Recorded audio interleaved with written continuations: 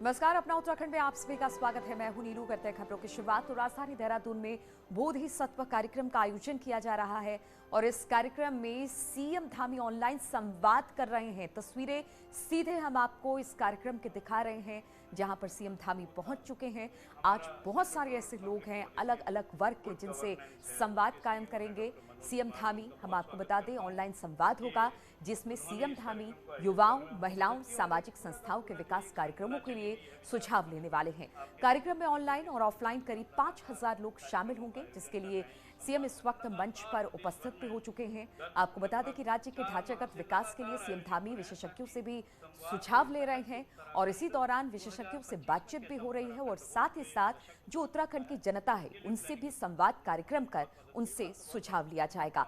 विकास की जो कार्यक्रम है सरकार की तरफ से जो इस वक्त चलाए जा रहे हैं ढांचागत विकास, उससे लोग कितने संतुष्ट हैं, आगे के लिए किस तरह से रोड मैप तैयार होगा, क्योंकि आप चुनाव सामने आने वाले हैं। ऐसे में जनता को खुश करना, उनके लिए जो योजनाएं हैं उन तक पहुंच पा रही है या फिर नहीं पहुंच पा रही है, या फिर जो कार्यक्रम चलाए जा रहे हैं उसमें किस तरह का सुधार होगा या फिर करना है सरकार को जिससे कि जनता तक ये योजनाएं पहुंच पाए, इसको लेकर भी काफी महत्वपूर्ण ये बोधिसत्व कार्यक्रम माना जा रहा है। तो मंच पर इस वक्त सीएम धामी उपस्थित हैं, साथ ही साथ जो भी विशेषज्ञ हैं वो भी इस वक्त मंच पर आप उनके साथ उपस्थित देख सकते हैं। सीएम तो संवाद कायम करेंगे, साथ ही विशेषज्ञों की राय भी ली जाएगी, क्योंकि लोगों की राय के साथ विशेषज्ञों की राय को मिलाकर फिर किस तरह से ढांचागत विकास उत्तराखंड के लिए आवश्यक है उस पर विचार विमर्श किया जाएगा। और इसीलिए ये कार्यक्रम इस मायने में भी काफी महत्वपूर्ण हो जाता है। सीएम धामी ऑनलाइन संवाद करेंगे। बताया जा रहा है कि इसमें युवाओं भी शामिल होंगे, महिलाएं भी इसमें जुड़ेंगी, सामाजिक संस्थाओं से विकास कार्यक्रमों के लिए सुझाव लिए जाएंगे और इस वजह से आज ये कार्यक्रम बेहद महत्वपूर्ण है। कार्यक्रम में इस वक्त सीएम धामी पहुंच चुके हैं। कार्यक्रम में ऑनलाइन और ऑफलाइन कहा यह जा रहा है कि कुछ लोग तो आज इस हॉल में भी मौजूद है जहां पर सीएम मौजूद हैं, वहां पर ऑफलाइन भी रहेंगे, लेकिन ऑनलाइन भी जो सीएम से जुड़ेंगे वो अपने अपने विचार को सीएम के सामने रखेंगे। सीएम भी उनसे जानने की कोशिश करेंगे कि जो ढांचागत इस वक्त विकास हो रहा है वो कितना कारगर है, लोगों तक कितना पहुंच पा रहा है। और देहरादून से खबर लेते हैं जहां पर आरएसएस कोऑर्डिनेशन कमेटी की बैठक हुई। बीजेपी संगठन, सरकार और संघ के सहयोगी संगठनों के प्रतिनिधि मौजूद रहे। राज्य में चुनाव से पहले आरएसएस ने बड़ा फैसला लिया है और संघ सभी 70 विधानसभाओं में समन्वयक तैनात करेगा। वही बैठक में देवस्थानम बोर्ड, भू कानून, जनसंख्या नियंत्रण कानून पर चर्चा हुई। सूत्रों के मुताबिक संघ ने यहां सरकार और संगठन की राय भी जानी। संघ के सर कार्यवाहक दत्तात्रेय हसबोले और अखिल भारतीय संपर्क प्रमुख आलोक ने ये मीटिंग ली। करीब 5 घंटे ये मीटिंग चली, जिसमें मुख्यमंत्री, बीजेपी के प्रदेश अध्यक्ष भी शामिल हुए। और कर्मचारियों की आज होने वाली हड़ताल अब स्थगित हो गई है। अधिकारी, कर्मचारी और शिक्षक समन्वयक समिति ने ये फैसला लिया है। देर शाम उनकी सीएम धामी से मुलाकात हुई, बातचीत हुई और इसके बाद ये फैसला लिया गया। सीएम ने प्रोन्नत वेतनमान समेत 5 मांगों पर सहमति जताई है और बाकी 13 मांगों पर शासन लेवल पर सोमवार को एक मीटिंग होने वाली है।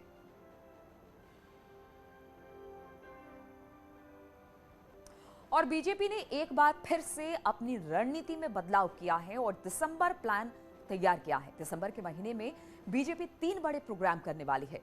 दिसंबर में पहली बार पन्ना प्रमुख सम्मेलन और फिर बूथ सम्मेलन बुलाया जा रहा है। कुमाऊं और गढ़वाल में एक बूथ सम्मेलन होंगे, तो वहीं देहरादून में पन्ना प्रमुख सम्मेलन होगा। इस सम्मेलन में प्रदेश बीजेपी की तरफ से जेपी नड्डा, अमित शाह, प्रधानमंत्री मोदी को भी बुलाया जा रहा है और ये तीनों नेताओं से इस जो भी संगठन की बैठक होने वाली है, सम्मेलन होने वाला है, उसको लेकर समय मांगा गया है। हम लोगों ने गृह मंत्री और प्रधानमंत्री और राष्ट्रीय अध्यक्ष जी का समय मांगा है और जैसे ही समय निश्चित होगा हमें बूथ सम्मेलन और पन्ना प्रमुख सम्मेलन ये हम लोग करने वाले हैं। इसमें जो हमारा बूथ सम्मेलन बड़ा कार्यक्रम हम देहरादून में और पंच केदारों में से एक मध महेश्वर धाम के कपाट आज सुबह विधि विधान के साथ अगले 6 महीने के लिए बंद होकर कर दिए गए हैं। देवस्थानम बोर्ड के मुताबिक 25 नवंबर को मध मदेश्वर की उत्सव डोली पंच केदार गद्दी स्थल श्री ओंकारेश्वर मंदिर ऊखीमठ पहुंचेगी, जहां पर भव्य मेला आयोजित किया जाएगा।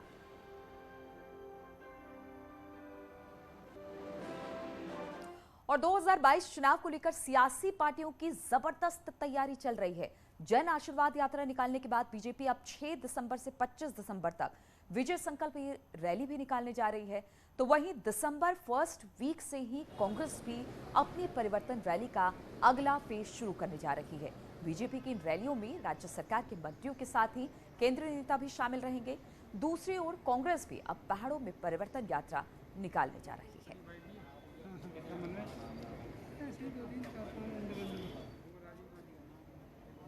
भारतीय जनता पार्टी विजय संकल्प रैली 6 दिसंबर से लेकर के 25 दिसंबर तक निकालेगी।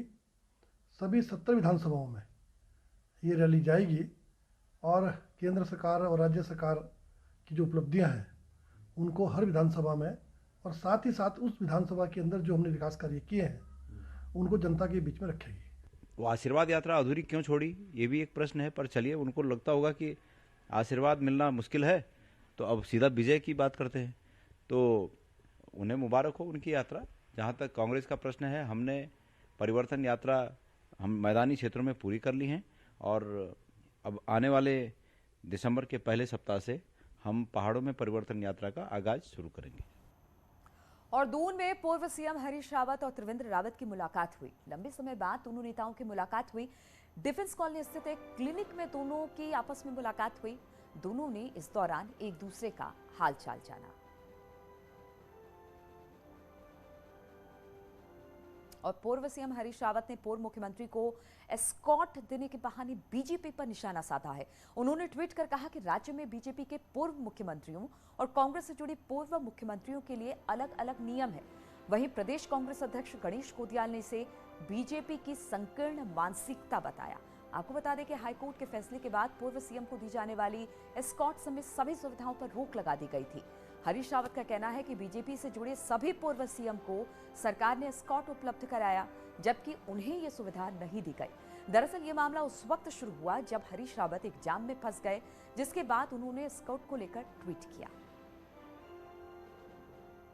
पूर्व मुख्यमंत्रियों को सुविधा का प्रश्न है, ये पहले ही तय हो गया था कि इस प्रकार की कोई सुविधा किसी पूर्व मुख्यमंत्री को नहीं दी जाएंगी।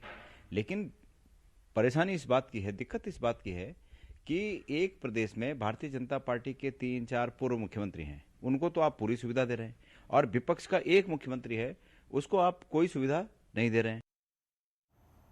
और आगामी विधानसभा चुनाव को देखते हुए आम आदमी पार्टी ने उत्तराखंड में हलचल बढ़ा दी है। दिल्ली के मुख्यमंत्री और पार्टी के संयोजक अरविंद केजरीवाल रविवार को एक दिन के हरिद्वार दौरे पर पहुंचे। इस दौरान अरविंद केजरीवाल ने हरिद्वार की नगर विधानसभा क्षेत्र में एक जोरदार रोड शो किया। रोड शो परशुराम चौक से शंकर आश्रम तक चौक तक लगभग 1 किलोमीटर तक का था। केजरीवाल के रोड शो में पार्टी कार्यकर्ताओं के साथ हजारों लोग भी शामिल हुए। केजरीवाल के इस रोड शो को हरिद्वार में पार्टी के शक्ति प्रदर्शन के तौर पर भी देखा जा रहा है।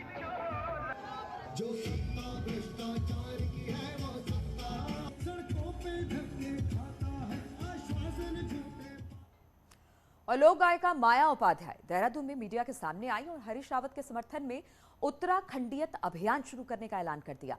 इसका आगाज कुमाऊं से किया जाएगा। माया उपाध्याय का कहना है कि लोक कलाकारों के लिए बीजेपी सरकार ने कोई योजना नहीं चलाई और कोविड में तो आर्थिक रूप से बेहद कमजोर कलाकार हो गए। हाल ही में माया उपाध्याय ने हरीश रावत पर एक गीत भी लॉन्च किया था।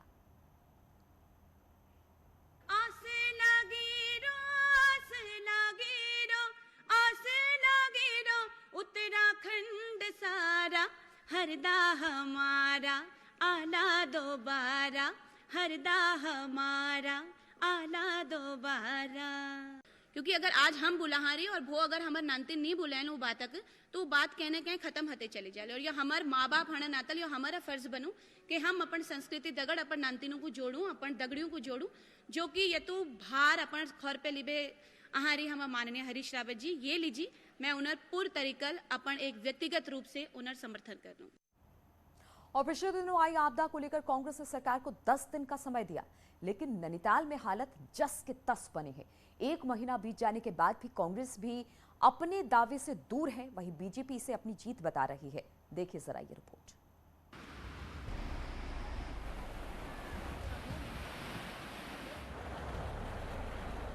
हम 5 दिन का समय देते हैं राज्य सरकार को। यदि नहीं करेंगे तो पहले हम उपवास करेंगे और फिर सीधे जो है प्रदर्शन और दूसरी चीजें करेंगे। कांग्रेस की इस हुंकार को अब 1 महीना बीत चुका है, लेकिन आपदा पीड़ितों के हालात जस के तस हैं। आपदा के बहाने सरकार से टकराने का ऐलान तो कांग्रेस ने कर दिया, लेकिन 1 महीना बीत जाने के बाद भी विपक्ष अपने ऐलान को खुद भूल गया। हालांकि जब सवाल उठा तो अब कांग्रेस को चुनाव से पहले आपदा पीड़ित फिर से याद आने लगे। तारीख को तहसील कुशियां कुटोली में परगना मजिस्ट्रेट के कार्यालय में धरना करने जा रही है कांग्रेस। इसकी शुरुआत हम लोग कर रहे हैं। यदि सरकार नहीं मानी, अब भी नहीं जागी, तो हम जिला मुख्यालय पर पूरे सारे जनपद नैनीताल के जितने जो आपदा प्रभावित क्षेत्रों के लोग हैं, वो जनपद नैनीताल के मुख्यालय में, जिलाधिकारी मुख्यालय में डेरा डालेंगे।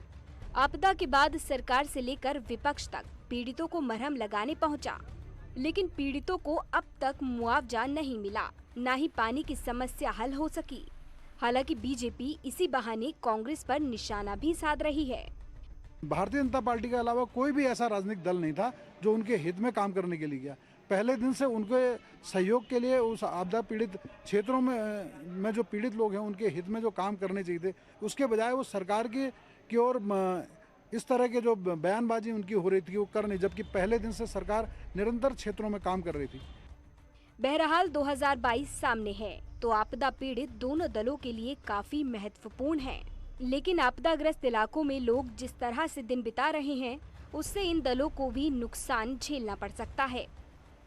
न्यूज़ 18 के लिए नैनीताल से वीरेंद्र बिष्ट की रिपोर्ट। और नैनीताल में कृष्णापुर के लोगों ने सड़क की मांग करते हुए प्रदर्शन किया। उनका कहना है कि अगर 1 हफ्ते में कोई कार्रवाई नहीं हुई तो वो खुद श्रमदान कर सड़क निर्माण करेंगे। प्रदर्शनकारियों ने जिला प्रशासन को एक ज्ञापन भी इसको लेकर सौंप दिया है।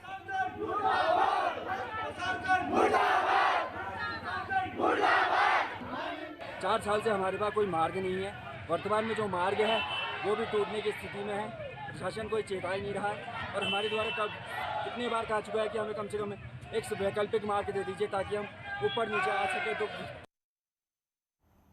और रुकेंगे यहाँ पर छोटे से ब्रेक के लिए तुरंत। आसन में विदेशी पक्षियों की संख्या भी बढ़ने लगी है। अब तक 4000 से अधिक विदेशी पक्षी आसन बैराज को अपना आशियाना बना चुके हैं।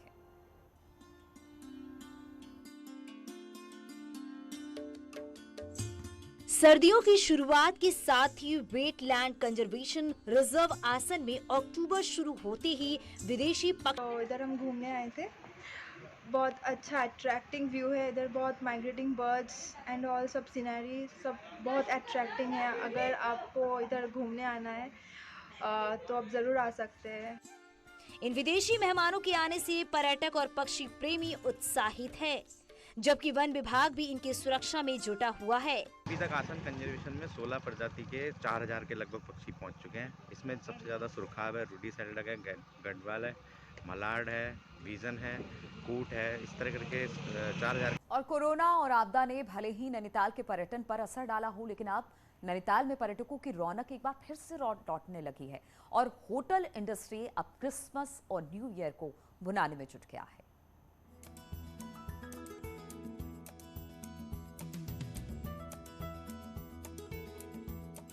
आपदा के बाद अब नैनीताल में क्रिसमस और न्यू ईयर की तैयारियां शुरू हो गई हैं। इस इवेंट को खास बनाने के लिए होटलों में इन दिनों केक मिक्सिंग सेरेमनी चल रही है।